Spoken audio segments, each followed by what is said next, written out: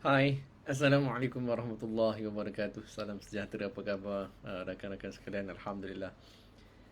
Dapat kita bersua sekali lagi dalam sesi bedah siasat annual report syarikat-syarikat yang didagangkan di Bursa Malaysia. Dan insya-Allah untuk hari ini kita akan tengok satu lagi report syarikat yang didagangkan di Bursa Malaysia yang diberi nama. Namanya panjang sikit. Iaitulah Frick Management Holdings Berhad. So ataupun nama pendeknya Frick lah, FREIGHT, Frick syarikat. Kita tengok nama pun dah tahulah dia buat apa, iaitu syarikat yang dalam bidang logistik logistik and transportation services. InsyaAllah ini tajuk kita untuk malam ini. So jangan lepaskan peluang untuk sama-sama kita bedah siasat syarikat yang menarik ini. Saya boleh katakan dia menarik apabila melihat sekali imbas. Tapi untuk lebih details kita akan cuba untuk bedah siasat malam ini, insya-Allah. So seperti biasa, kongsikan video ini. So share dulu video ini agar lebih ramai lagi rakan-rakan kita yang mungkin terlupa ataupun mungkin tertinggal notification, agar mereka boleh join sekali sesi malam ni. So sejuk malam ni. So mari kita panaskan atau hangatkan malam ini dengan bedah siasat syarikat yang panas juga ini. So insya-Allah kita akan bermula sekarang. Sebelum itu saya akan test dulu audio. Alright, so audio nampaknya berfungsi. Anda boleh komen sekiranya anda boleh dengar dan juga boleh nampak skrin saya agar kita tak ada masalah teknikal lah malam ni. Hopefully berjalan lancar. Alright, so tanpa melengahkan masa, mari kita mulakan. Sekali lagi, Assalamualaikum warahmatullahi wabarakatuh. Salam sejahtera kepada rakan-rakan sekalian. Thank you so much kepada anda yang join dalam sesi bedah siasat kita pada malam ini. Dan juga jutaan terima kasih kepada yang dah kongsikan video ini kepada rakan-rakan anda, di wall anda ataupun di mana-mana channel yang ada rakan-rakan anda. So sebagai disclaimer di permulaan ini, ingin saya tegaskan bahawa sesi ini tidak memberikan sebarang buy call dan juga tidak memberikan sebarang sell call. Kita juga tidak memberikan sebarang nasihat pelaburan. Sebarang risiko pelaburan adalah di atas diri masing-masing. So apa yang kita cuba buat adalah untuk kita go through berkenaan dengan perniagaan company yang didagangkan di Bursa Malaysia, untuk kita faham berkenaan dengan dia punya business, berkenaan perniagaan, business model dan sebagainya. So itu yang kita cuba buat. Dan sebarang keputusan sama ada nak melabur ataupun tidak, terpulang kepada anda. Alright, so mari kita mulakan syarikat kita pada hari ini, iaitu diberi nama Frick Management Holdings Berhad, nama pendeknya Fricks. Nombornya 7210, nombor yang kod didaftarkan di Bursa Malaysia.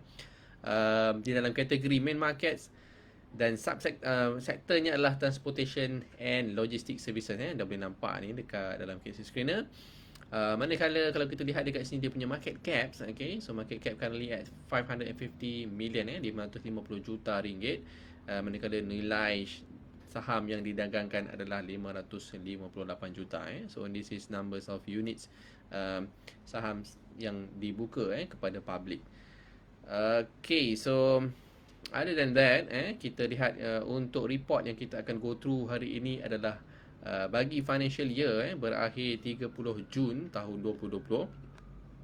Disebabkan untuk tahun 2021 masih belum keluar. So dia punya financial year period ending 30th June 30th June 2020, 30 Jun 2020, yang mana report ini dikeluarkan pada 28 Oktober tahun 2020. So yang baru kita belum dapat lagi, since walaupun dia dah habis dia punya quarter, tapi pending dia punya official report lah untuk annual report dia.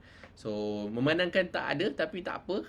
Kita guna apa yang ada, disebabkan ada sesuatu yang saya rasakan ingin saya kongsikan berkaitan dengan syarikat ni, sebab saya tengok macam best macam best syarikat ni. So kita akan go through sama-sama berkenaan dengan dia punya annual report. Okay, so mari kita lihat. Anda boleh download dekat KSU Screener dia punya report. Dia pecahkan kepada 2 parts. Anda boleh download whichever parts yang anda nak baca. Okay, so yang kita akan go through hari ini adalah hanya pada part 1 So anda download dia punya part 1 akan nampak report yang sebegini. Okay, so report namanya depan FM Global Logistics which represent Freight Management Holding Berhad. Ni nampak dia punya tahun report tahun 2020. Kemudian ada nama Sea Freight, A Freight, Land Freight, 3PL Warehousing, Distribution, Custom, Brokerage, Haulage, Trucks and Bucks. Okay, so bawah dia pula ada gambar kontainer, kapal, kontainer, dan juga gambar parcel, van yang membawa parcel dan juga trailer. So nampak kat sini dia punya tema adalah Your Connections to the World. So itu tema untuk annual report syarikat Freight Management Holding Berhad untuk tahun 2020. Okay, so mungkin tak berapa menarik dia punya front page, tapi jangan orang kata jangan judge a book by its cover. Okay, so kita kena masuk ke dalamnya untuk kita lihat apakah yang menarik ada dalam syarikat ini. Okay, so page kedua, a little bit introductions berkenaan dengan syarikat ini. Established in 1988, tahun 1988 lagi telah diasaskan. Is a leading international freight services provider based in Malaysia, offering multimodal freight services includes sea, land, air, truck and barge. Okay, so dia punya servis yang ditawarkan bukan sekadar di darat, okay, tapi juga di laut, di udara. So sea, land, air, semua dia cover. It differentiates itself from competitor by offering its own operated freight services, thereby minimizing outsourcing. Okay, so awal dia dah mention perbezaan syarikat ni dengan syarikat-syarikat logistik yang lain, kerana mereka sendiri operates the freight services, yang mana boleh mengurang kos untuk outsourcing daripada luar. Okay. Alright, so these enable the group to offer dedicated and reliable freight services to its diverse range of customers with a workforce of over 1,000 personnel who are stationed at all the important maritime and air gateways of Malaysia and also in the Asian regions, India, Australia, the Middle East and the United States of America. Okay. So second page pun kita nampak dah macam wow sikit, walaupun front page tadi mungkin kepada sesetengah orang tidaklah begitu atraktif. Mungkin tak berapa berseni ataupun tidak menarik perhatian, tetapi tu dia masuk second page, dia nampak ada punya services tadi, ada berbagai jenis, kemudian ada lebih 1,000 kaki tangan yang mana cover untuk bukan sahaja di Malaysia tapi juga di Asia Tenggara, Asian region. Kemudian ada juga di India, di Australia, di Middle East dan juga di US. Okay, so bukan biasa-biasa. Ada 11. Kalau nampak sini operating countries dia ada 11. So Malaysia tu hanya salah satu. Wow. Macam best ni kan. Saya suka syarikat yang ada bertapak di luar negara. Okay. Nanti saya akan ceritakan dengan lebih details kenapa. Kepada anda yang selalu join kita punya sesi, anda akan tahu kenapa saya minat company-company yang sebegini. Okay, so Freight Management Holding Berhad was first listed in second board in February 2005. So mula dulu second board tapi sekarang second board tu dah tak ada. Sekarang kita ada main dengan Ace Market saja. Currently yang freight ni di dalam sekarang dalam main market. Okay, so dia transfer kepada main board tahun 2007, making it one of the first Malaysia-owned freight services companies to be listed on the main board of Bursa Malaysia. Okay, so antara yang terawal bagi syarikat freight yang berasal dari Malaysia untuk didagangkan di Bursa Malaysia. Okay, so dia dah masuk 24 dah, dia punya AGM dijalankan pada 27 November yang lalu. Okay. Di tema nanti kita nampak dekat front page, Your Connection to the World, apa yang dimasukkan kat sini. Okay, mari kita lihat kalau sedikit yang menarik. Okay, so kita teruskan kepada page yang ketiga. Okay. So page ketiga di sini kita boleh nampak dia punya table of content. Anda boleh go through whichever parts yang anda nak go through dengan lebih details. Okay. So ada gambar apa ni? Fly, gambar aeroplane kat sini. Okay, so page keempat. Okay. So page keempat dia dah bagi kepada kita all the financial highlights. Dia dah bagi financial highlights pada page awal. Ada report yang bagi dekat bahagian management discussion and analysis. Ada yang bagi during chairman statement. Tapi yang ni sebelum chairman statement, sebelum management discussion analysis, dia dah bagi kita dia punya financial highlights untuk beberapa tahun. So kita nampak kat sini dia bagikan kita 1, 2, 3, 4, 5 tahun konsekutif, 5 tahun berturut-turut dari tahun 2016 hinggalah tahun 2020. Okay, so yang pertama kita boleh nampak dekat sini, in term of dia punya revenue dia bagi kepada kita. Kita boleh nampak revenue untuk setiap tahun daripada tahun 2016, okay, keep on increasing. So daripada 2016 ni hanya 413 juta, kemudian naik 461 juta, naik 511 juta, naik 545 juta, dan yang terakhir pada tahun 2020 naik kepada 551 juta. Okay, macam apa ni, macam tak terkena COVID pula sebab apa, walaupun COVID, walaupun lockdown, syarikat ini masih continue untuk membuat kenaikan in term of dia punya revenue. Itu yang pertama. So kita lihat kemudian profit before tax, ada satu dia bagi profit after tax kita tengok profit after tax yang kat sini dia bagi and non-controlling interest. So dia bagi profit after tax and non-controlling interest. So dekat sini 19 juta untuk tahun 2016, naik kepada 21 juta tahun 2017. Okay, tetapi untuk tahun 2018 menurun sedikit kembali kepada 19 juta. 2019 turun 13 juta, dan untuk tahun 2020 menurun kepada 12 juta. Okay. So walaupun revenue-nya meningkat daripada 2016 hingga 2020, tetapi untuk dia punya profit after tax kat sini kita nampak 3 tahun yang terakhir berlaku, 4 tahun yang terakhir ni berlakunya penurunan. Okay, mari kita lihat kat sini 21, 19, 13, 12. Yap, okay. So 4 tahun berturut-turut Freak menunjukkan penurunan in term of profit after tax, even though dia punya revenue meningkat. This may be due to higher cost untuk operating cost, mungkin juga dia ada membuat pemilikan yang baru sebagainya. Itu yang kita akan go through dengan lebih details kalau dia ada ceritakan. Okay, but so far untuk this company, since data yang kita ada dekat sini 2005, this company tak pernah lagi making losses. Dia tak pernah lagi membuat sebarang kerugian. Setiap tahun masih dalam keadaan positif, masih dalam keadaan profit dari tahun 2005 kat sini. Mungkin dia lebih lama, tapi sebab data yang dalam KLC Screener ni hanya ada since tahun 2005. So menarik sebab tak pernah making loss. Susah nak maintain company supaya tak rugi. Nak maintain up to last year punya performance pun satu hal, but this one untuk keep on continue meningkat, naik profit, dan juga untuk maintain at a positive punya level. Okay, so very challenging sebenarnya. Okay. So satu lagi yang menarik kalau anda boleh nampak dekat sini, this is sebelum report dikeluarkan lah. Advance report masih belum dikeluarkan, tapi yang ada dekat sini untuk 4 kuarter reportnya dah keluar. Okay, so 4 kuarter ni bila kita lihat dia punya net profit adalah 27 juta. 27 juta net profit dengan revenue-nya 763 juta. Something yang luar biasa. I think this is the highest revenue yang pernah dicatatkan oleh syarikat Freak Management Holding Berhad ni sejak didagangkan ataupun sejak tahun 2005.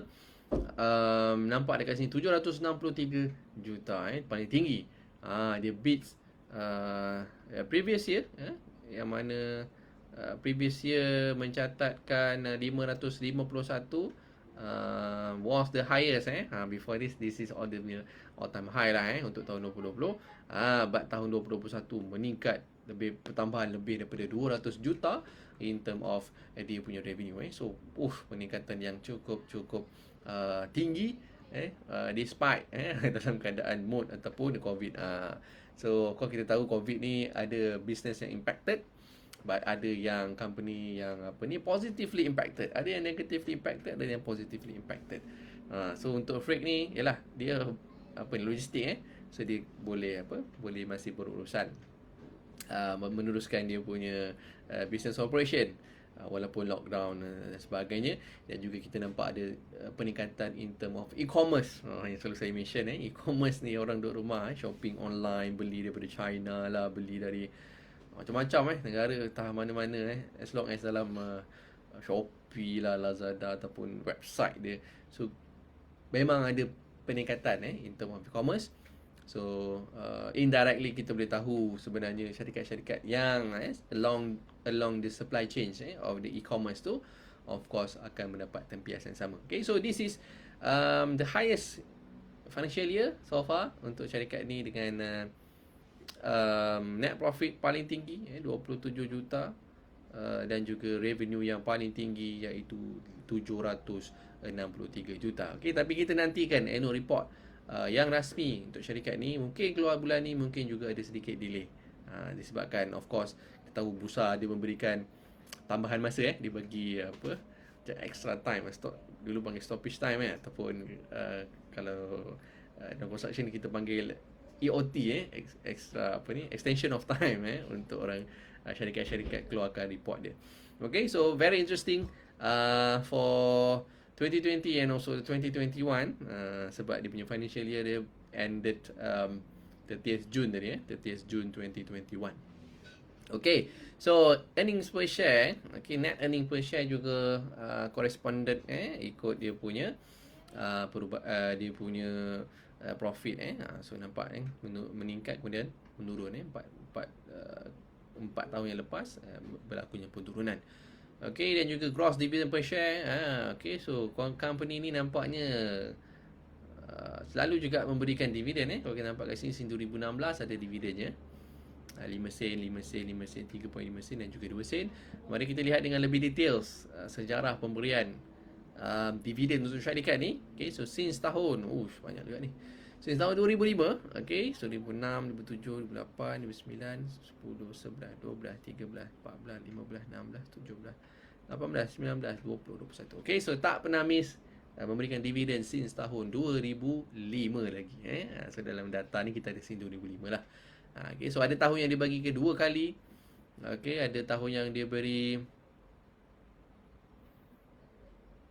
okay, so mostly 2, ada yang 3 tahun 2020 dia bagikan 3 kali dividen. Tahun 2021 dah bagi 2 kali. Okay, so this company mungkin dia ada dividend policy lah. That's why kita boleh nampak kat sini every year tak pernah miss. Dan juga sampai 2 ada yang 3 kali dia bagi. So kita teruskan dekat sini apa yang kita boleh nampak dekat sini. Reserve. Okay, dia ada reserve. I think this is on the cash and cash equivalent lah sebab dia punya reserve dia mention kat sini. So ada 135 juta untuk tahun 2016 sehingga tahun 2020 meningkat kepada 180 juta 186 juta in term of dia punya reserve. Banyak duit banyak duit ni reserve ni. Okay,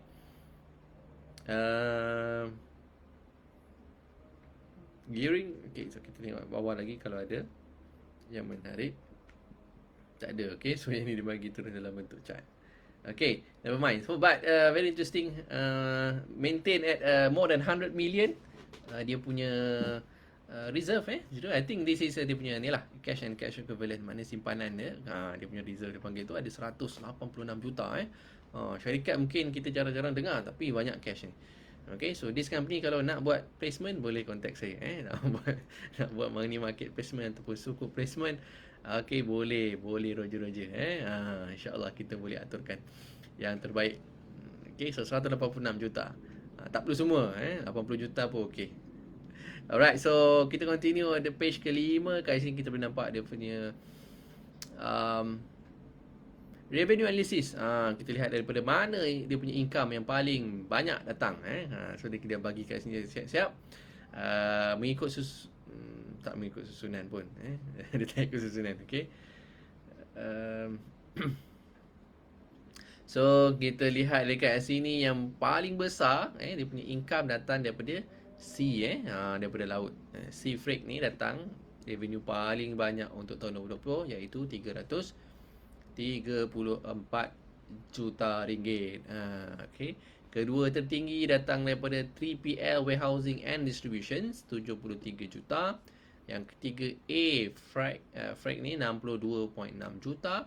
Dan yang keempat adalah supporting services. Supporting services pun banyak 60 juta. Land tak banyak land.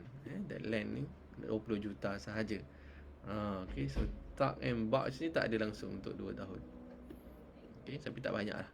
It's very minimum. But dia punya big chunk 60% datang daripada sea 60% daripada sea freight. Mungkin dia banyak kapal lah ni okay, so air pun okay 11%. Almost lebih daripada double digit juga.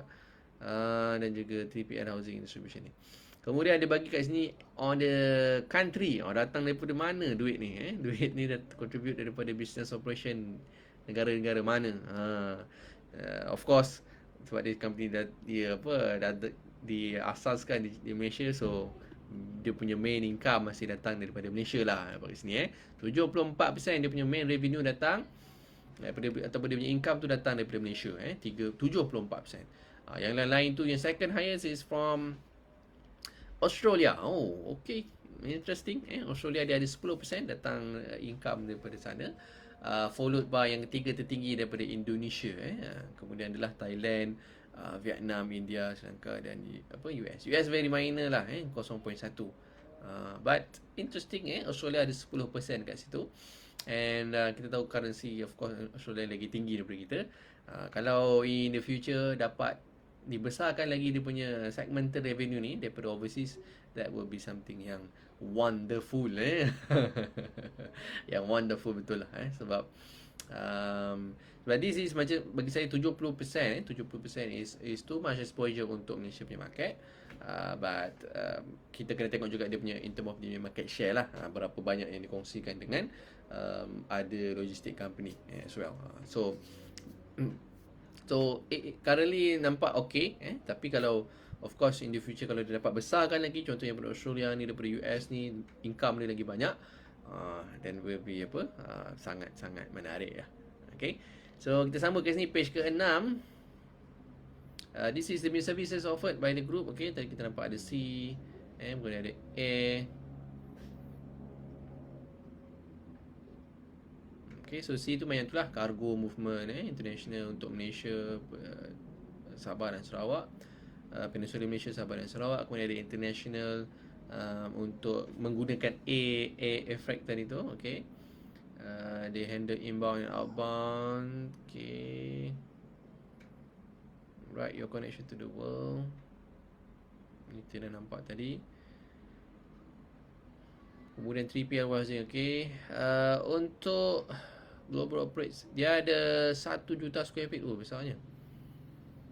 Bonded and non-bonded ambient and cool warehouses. We offer a one-stop center for storage, value added and distribution and e-commerce fulfillment services. Okay, so semua benda dia ada.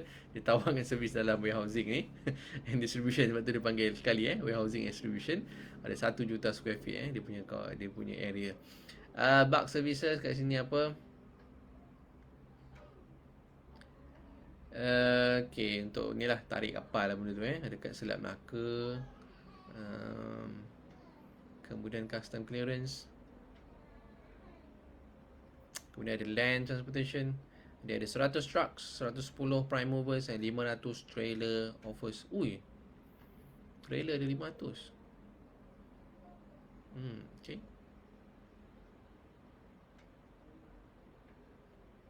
Alright, so project management provider dan juga last mile delivery.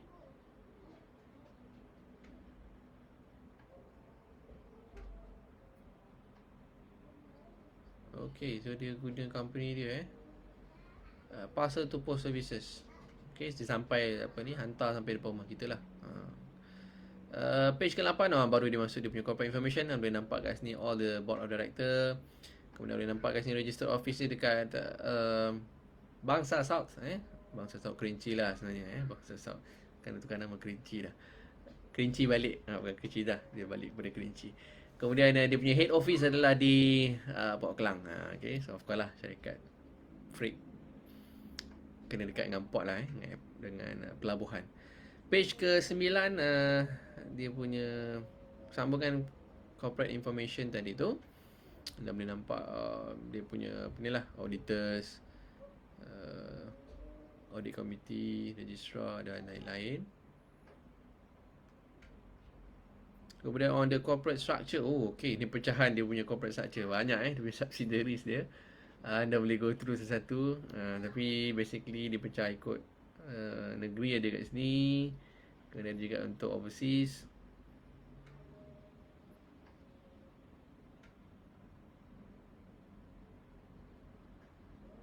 Okay, sambungan page ke-11, details ataupun dia punya biodata ataupun profile board of directors. Anda boleh go through, sambung page 12, page 13 sama, dan page masuk kepada page ke-14. Okay, so page ke-14 adalah on the chairman statement. Okay, kita nak baca chairman statement sedikit.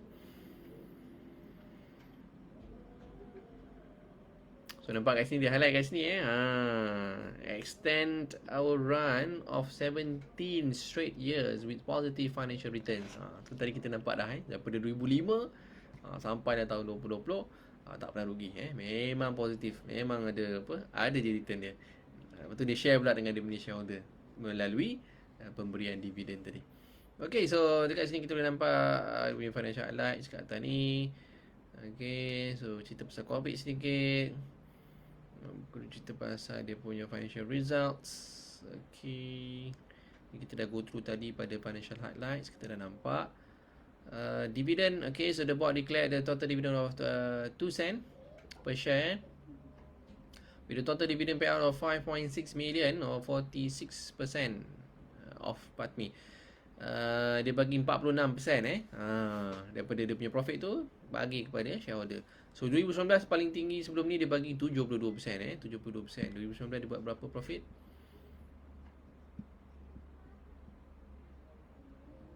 $13 juta. Okay, so waktu 13 juta dia bagi 72%. Asyik 72%. Daripada profit tu 72 dia bagi kat shareholder balik. Jarang-jarang sebab normally company akan bagi 30%, 40% mungkin. Dia tak adalah bagi macam 70 ni, memang rare lah. So very apa ni, generous lah saya kata. Okay, so dekat sini juga ada dia punya outlook and prospect. At the time of reporting, the local and global economic outlook remains uncertain. I'm able confident. Okay, so this is very straightforward lah. Dia punya chairman statement. Mari kita sambung. Okay, this is the most important and crucial part untuk kita analisa, the management discussion and analysis. Okay, so analysis ni yang paling penting. Mari kita lihat apa yang diperkatakan di dalam ini. Okay, so Malaysia government, okay, pandemik dan sebagainya.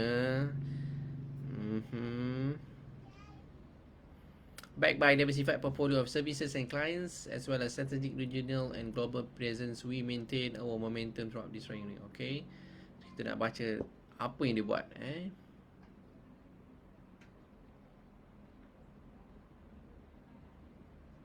Okay.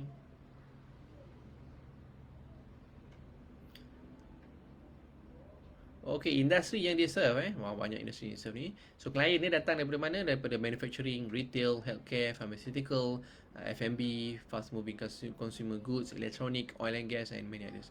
Okay, so that's why dia kata dia ada clients, diversified portfolio of services and clients.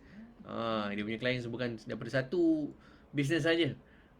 Banyak tadi, manufacturing, retail, F&B, oil and gas pun ada. Dahsyat tu. So this is dia punya clients atau clientele dia. Okay, manufacturing, retail, healthcare, pharmaceutical, ni semua tadi tu. Electronics, ni electronics ni. Okay, panas ni electronics ni. Alright, so apa lagi kat sini? Ni global presence. Okay, negara-negara yang dia ada tadi tu. Dahsyat 17 tahun dah usia dia, tapi dah ada 11 countries Okay. Kemudian dekat sini apa dia cerita?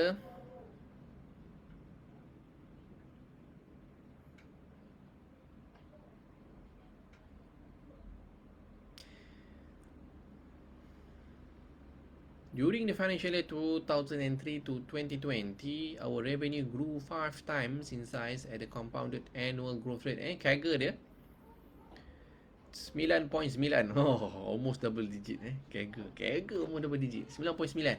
Oh, dia tak kena pakai 10 je. Okay, dia bagi 9.9 in the same period. Okay, untuk 2003 sampai 2020. Okay, so almost 17 tahun 17 tahun. Apa ni? Dia punya CAGR compounded annual growth rate dia 9.9%.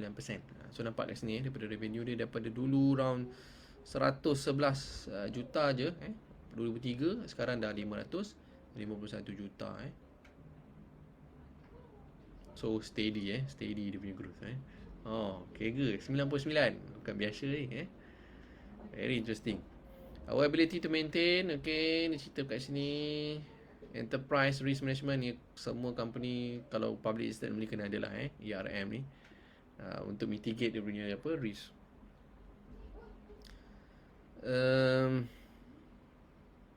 This enable the group to expand its provision of freight and logistics service in Southeast Asia while penetrating the US market.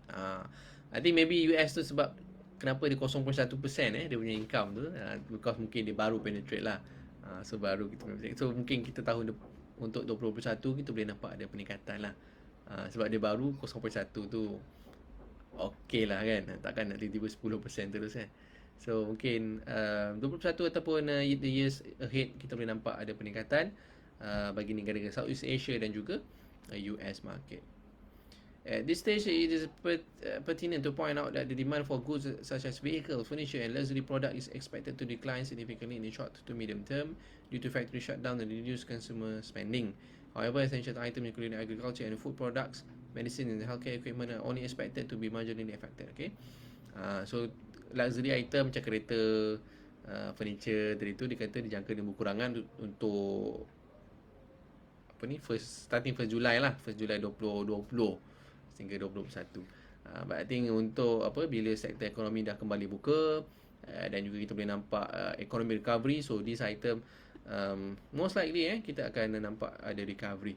But satu benda yang interesting kalau anda boleh ataupun anda terbaca ke, these luxury items, especially cars luxury cars ni dekat overseas, di UK contohnya, okay, ada peningkatan yang cukup drastic even though during the COVID-19. Okay, so saya pun tak tahu, yalah sebab dia punya target market tu lain, market segment dia lain, but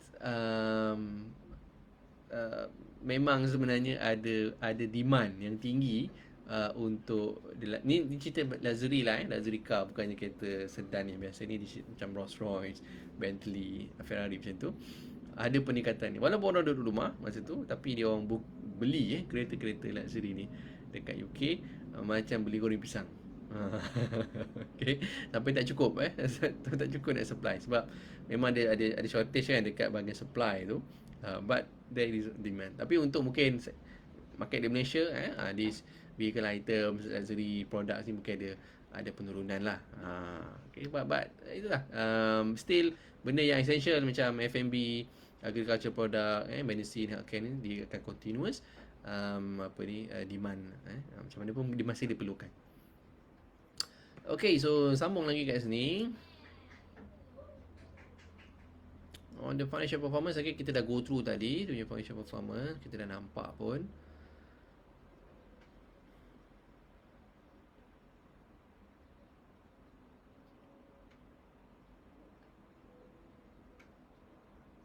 Okay.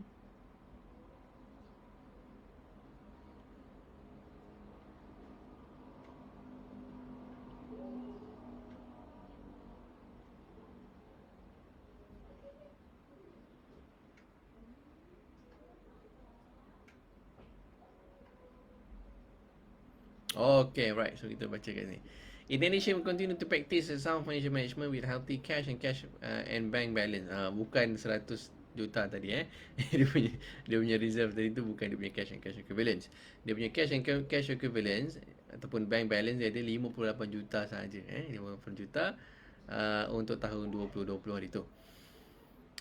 Manakala dia punya gearing adalah 0.1 times total borrowing dia adalah 88.5 juta. Okay. So cash and cash equivalent okay lah 58 juta.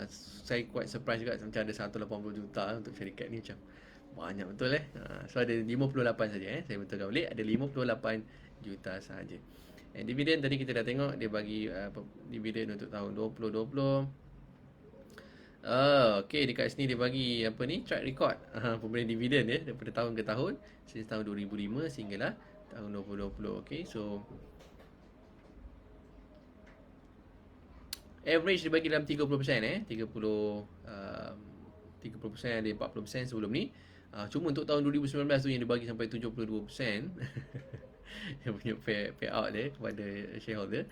Manakala untuk 2020 berkurangan kepada 46% kembali. So dalam range lah 30 ke 40%. That is normal. Yang ni saya tak sure kenapa dia bagi sampai 70%. Alright, so apa lagi kat sini? Review on operation. The group achieve better, okay. Better than expected performance, taking into consideration, betul taking into consideration in global pandemic dan juga apa ni, slow down, ada market crash dan sebagainya.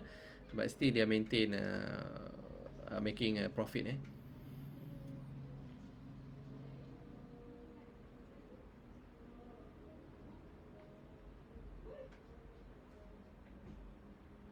Okay. Sea freight dia kata ada penurunan because of ni lah during masa Trump era tu trade war antara US dengan China. Kemudian untuk air freight ni kita tengok kat sini, gross profit untuk air freight lebih kurang 5.6% gross challenging juga Untuk land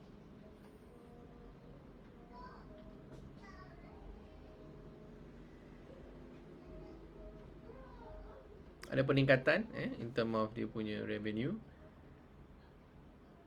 sedikit peningkatan tapi still dalam range 20 juta tadi tu. Kemudian dekat sini bahagian 3PL, warehousing and distribution, dia punya warehouse ada kat mana? Kat Port Klang, Shah Alam, Puchong dan juga di Perai di Pulau Pinang ada di Perai. Okay, management supporting services kat sini pun banyak juga, 50 juta dia punya revenue. Kemudian dia follow dengan mitigating risk. Okay.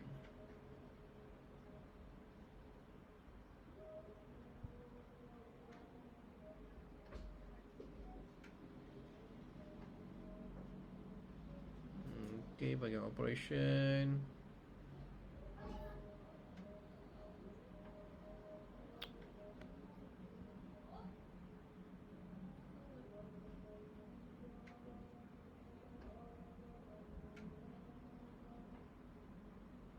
Prospect.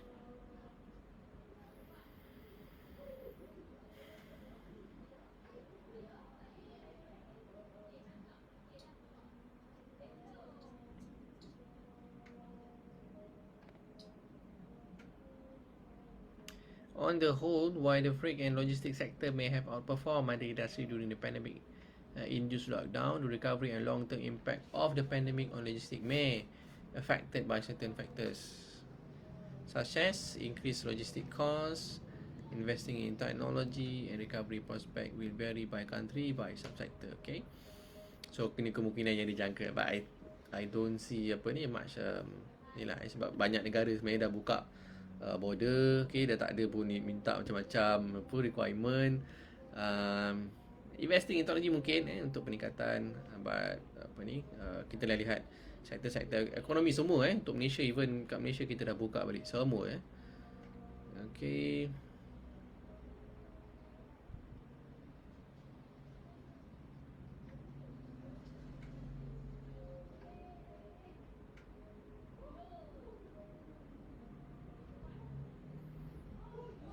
Alright, so itu sahaja yang kita boleh nampak daripada report ini. Oh, ada lagi message. Okay, message daripada dia punya group MD.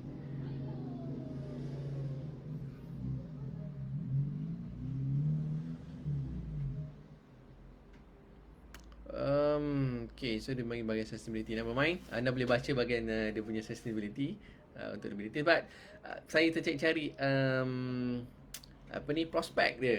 Okay, so prospek ataupun growth in term ataupun outlook untuk company ni, yang mana dia tak mention. So saya sebenarnya nak tahu juga apa perancangan masa depannya, apakah benda-benda yang mungkin pembaharuan ataupun perkembangan bagi syarikat yang dia jangka ataupun dia nak lakukan. Yang itu sebenarnya bagi saya penting, ataupun kalau ada this will be great lah, sebab kita boleh gunakan that basis as kita punya analisa untuk kita jangkakan ke mana arah syarikat ni di masa hadapan. So itu antara perkara-perkara yang saya nak lihat dalam annual report, supaya kita boleh buat decision dengan lebih jelas. Sebab kita tahu ke mana syarikat tu akan pergi, whether that direction bagi kita, pandangan kita sesuai ataupun tidak, ataupun kita comfortable tidak dengan dia punya projection tu. So jika benda tu ada, then will be great lah, dan hopefully dalam report-report yang akan datang ataupun company-company yang syarikat yang lain, kita boleh nampak ada syarikat yang dimension, which is good. Kalau ada tu, sebab kita tu dia punya syarikat projection macam ni. Sebab company dia tak boleh stagnan. Okay, kalau saya cakap company tak boleh stagnan, dia kena growth. Business kena grow. Kalau tak, dia akan mati. So that is the key, growth. Tadi kita nampak dia punya CAGR, macam mana dia CAGR dia 9.9 almost double digit punya CAGR bagi 17 tahun. So that is growth. Itu yang kita nak lihat. But of course kita boleh jangkakan in term of industry wise, in term of economically, secara makro, kita tahu perkembangan ke mana arah dan sebagainya. But in term of micro, syarikat tu sendiri, bagaimana dia nak drive dia punya company tu. Kalau dia boleh bagi kepada information tu, bukanlah kita kata minta insider information, tapi benda yang dia boleh disclose kepada public, then will be very very good lah. Right, so I think that's all from me untuk hari ni, berkenaan dengan syarikat Freak ni. Okay, very interesting, very lain sikit sektor yang kita lihat. Tak banyak logistik. Kita pernah tengok beberapa syarikat logistik sebelum ni, but dia very focus on banyak pada land lah. But this one, dia punya I think advantages ataupun difference yang dia ada adalah dia ada the whole supply chain sebenarnya, daripada sea, air, land, pun ada warehouse dia ada sehingga the last mile tu, yang mana hantar ke rumah ataupun office kita tu. Alright, so I hope you guys gain something malam ni yang sejuk hari ni. Dapat juga panaskan dengan tajuk-tajuk yang menarik ini, supaya kita dapat jugalah input at least something yang new untuk knowledge kita, dan juga hopefully membantu dari segi kewangan kita, insyaAllah. Jangan lupa kongsikan video ni kepada anda yang belum share. Kongsikan video ni kepada rakan-rakan anda. Dan kepada anda yang dah kongsikan, thank you so much. Saya ucapkan jutaan terima kasih kepada yang dah share. I hope to see you guys in ada session, insyaAllah, dalam sesi-sesi yang akan datang, dalam tajuk-tajuk yang berbeza, dalam syarikat-syarikat yang berbeza juga, insyaAllah, dari masa ke semasa. Sehingga kita berjumpa lagi. Saya akhiri dengan Assalamualaikum warahmatullahi wabarakatuh.